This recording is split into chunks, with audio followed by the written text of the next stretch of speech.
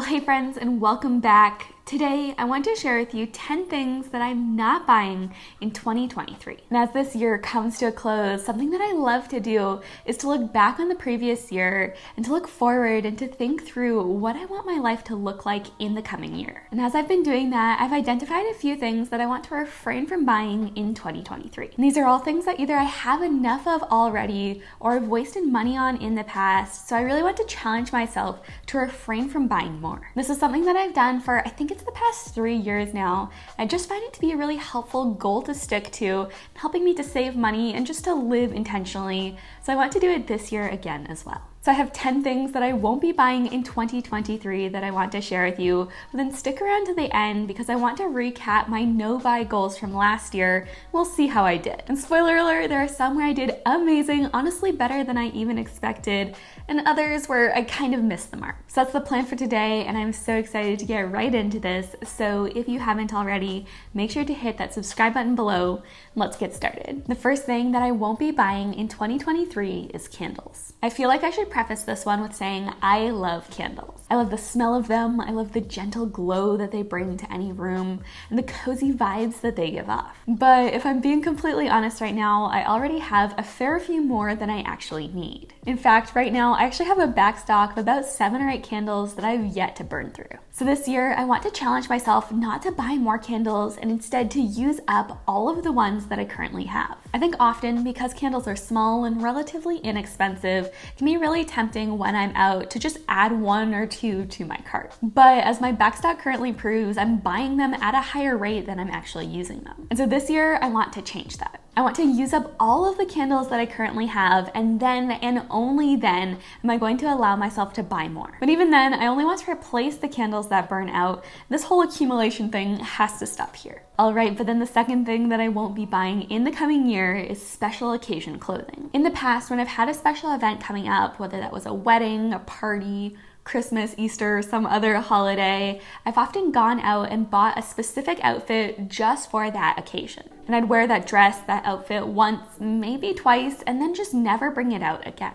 Looking back, that really was just such a poor use of my money, of those materials. The cost per wear for those items was through the roof. And so something that I began experimenting with last year that I really want to continue into this year is when I have special events and occasions coming up, renting rather than buying the clothing that I need. So for example, this month we have 2 Christmas parties, a Christmas Eve service, and a New Year's Eve party all in the same month. And rather than go out and purchase a bunch of dresses and outfits for those specific occasions, I've chosen to instead rent those items so that I can kind of wear them for the intended occasion and then return them. Ultimately, it ends up working out to be a lot more affordable than buying a whole bunch of one-time outfits, and it's more minimal and sustainable too. I'm not creating clutter in my closet, and the items that I wear can then be reworn and loved by the next person who rents those items. So this is something that I started doing last year that I really want to continue into this year as the need arises for special occasion clothing. Oh, also not sponsored by them at all, although I would love to work with them,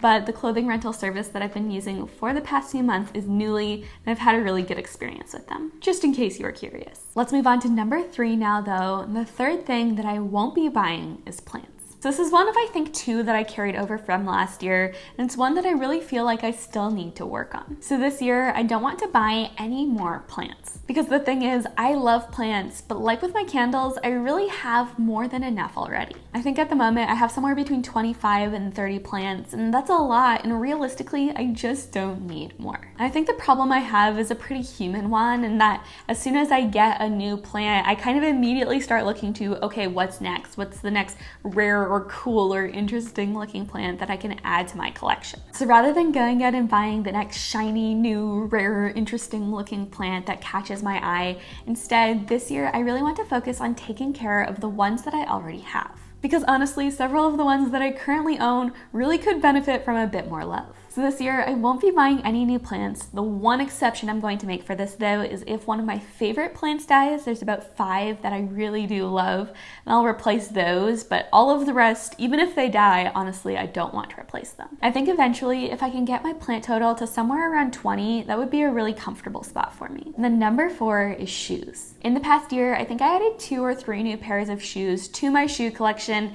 in addition to replacing a few that had worn out. And the reason I bought those was to fill a few very very specific holes that I had in my wardrobe, but at this point, those holes are filled and I really have all of the shoes that I need. I've got my sneakers, I've got my boots, I've got my sandals, I've got my flip-flops, and a few variations of each even. So at this point, I really am good. And so this year, I really want to challenge myself not to buy any new shoes and only instead to replace any that might wear out. Which I will say, I do have 1 or 2 pairs of shoes right now that are definitely past their prime. I think this one is really just about wanting to be intentional with the number of shoes that I have and kind of realizing what is enough for me. And then the 5th thing that I won't be buying this year is clothing that doesn't fit right. And this is a bit of a tough one for me. I'll often come across pieces of clothing that I love that visually are 100% there, but then I'll try them on and they're like 80-90% of the way there, but something about the fit is just a bit off. And loving that piece, I'll try to make excuses for it, justifying the purchase, and then bring it home with me. The problem is when I end up bringing that less than ideal fitting piece of clothing home, more often than not, it ends up going unworn in my closet. Or even more likely, it becomes the article of clothing that I always try on, but then opt to wear something else because it just doesn't fit right. And so this is one of those things where I want to put words to something that I've been doing honestly a handful of times in the past year and intentionally challenge myself to stop. Because what I've learned the hard way is if something doesn't fit me just right, I'm just not going to end up wearing it. So in the upcoming year, if I'm trying on a piece of clothing and for whatever reason it's too tight, too loose, it just kind of fits a bit weird, I really want to challenge myself to stop there, to put the item back on the shelf and not to come home with it. I'm not going to end up wearing it, so buying that item would just be a waste of money. And actually, I think I want to take this one a step further as well. There are some items of clothing in my closet right now that I know don't fit the way that I want them to. So on top of not buying clothing that doesn't fit this year, I also want to go through my wardrobe and to remove any items that I'm not wearing due to fit. And we'll just donate and pass them on to someone who they'll be a better fit for. The next 6 is excess freezer food. So confession time, I sometimes have the tendency to treat my freezer like a place where I can store food and just have it last forever. But real talk, that simply is not the case. After a while, food can go bad even in the freezer, and at the moment, I have more freezer-burned food in there than I really care to admit. So this year, I really want to work on being more intentional with the food that I store in my freezer. I want to make sure that I'm regularly cycling through all of the food in there so we don't have things lingering in there for months on end. And my hope is that this can be a way that we can reduce food waste, to save money, and also to reclaim some space in our freezer. And then moving on, number 7 is mugs. If you're a bit newer around here, you might not know this, but one of my favorite things in the world is cozy drinks in handmade pottery mugs. And so because of that, I have a number of mugs that have been beautifully handcrafted by local makers. And I love them all. They truly do bring me so much joy, but I also realize that I currently have plenty. I'm just one person, although I will say Christopher has also gotten into tea recently, which makes me so happy. But still, there are only so many mugs that I can realistically use. And so because of that, I really want to challenge myself not to add to my mug collection in the coming year. And kind of like with my plants, I really just want to enjoy the ones that I currently have. Now, caveat with this one, I will allow myself to use the 1 in, 1 out rule when it comes to my mugs. So if one breaks or I lose it or something like that, I will give myself permission to replace it, but I don't want to add to the total number. All right, but then 8 is fast food. And this is the other big one that I want to carry over from last year, and it's because I really found that I benefited from it. Fast food really isn't the healthiest option out there for us, and it's significantly more expensive than most homemade meals. I would say on average, I can make a homemade meal for 20 to 50 or more % less than your average fast food meal. And so because it's not doing any favors for my wallet or my body, it's something that I want to refrain from purchasing in 2023. That being said, last year I did give myself the exception of being able to go to Chick-fil-A once a month, and I'm going to do that this year as well. I love Chick-fil-A. It's easily the fast food that makes me feel the least bad when I eat it, so I'm okay with going there once a month. Okay, and then we have just 2 left. Number 9 is art supplies. I was looking at my art supplies the other day and I realized I have quite a bit right now and I'm not using a lot of it. And so kind of part 1 of this challenge is that in the upcoming year, I really just want to express myself creatively through art more. In 2022, I didn't spend nearly enough time drawing, painting, doing embroidery, the things that I love. But then part 2 of this is realizing that I already have a lot of art supplies, so rather than going out and buying something new, I want to use up what I already have. I have supplies for embroidery, watercoloring, macrame, and probably a few other things as well, so I want to use those without buying anything new. And hopefully in the upcoming year, I can really just fall in love with art again. It really is such a great tool for relaxation and de-stressing. Then last but certainly not least, the 10th thing that I won't be buying in 2023 is puzzles. And puzzles are another one of those things that are near and dear to my heart. I love them and I do them quite a bit, especially during the winter. However, I already have several and realistically don't need more. So this year, like with a lot of the other things that we've talked about already, I want to focus on using the ones that I have. We'll go through all of the puzzles in my current collection. And then if I run out, I really want to challenge myself to see if I might be able to borrow some from friends or maybe even swap puzzles with family members. It's actually something that my parents and in-laws have done in the past. This year, I might need to get in on the action. And I think that could be a really fun and creative way of, once I finish all of the puzzles that I currently have,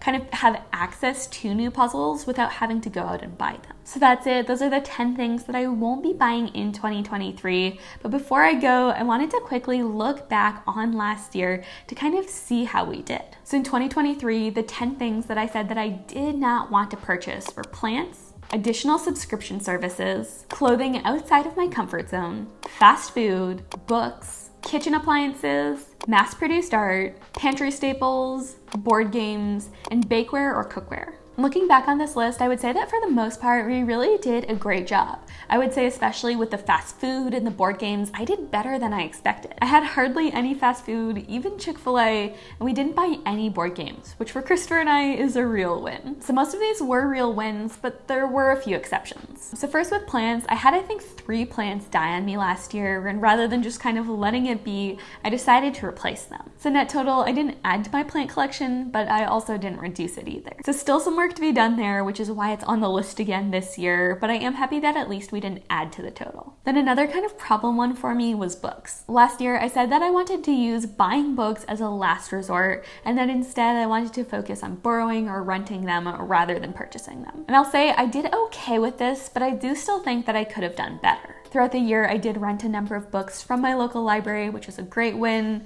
I also borrowed a few books from friends, again, a win.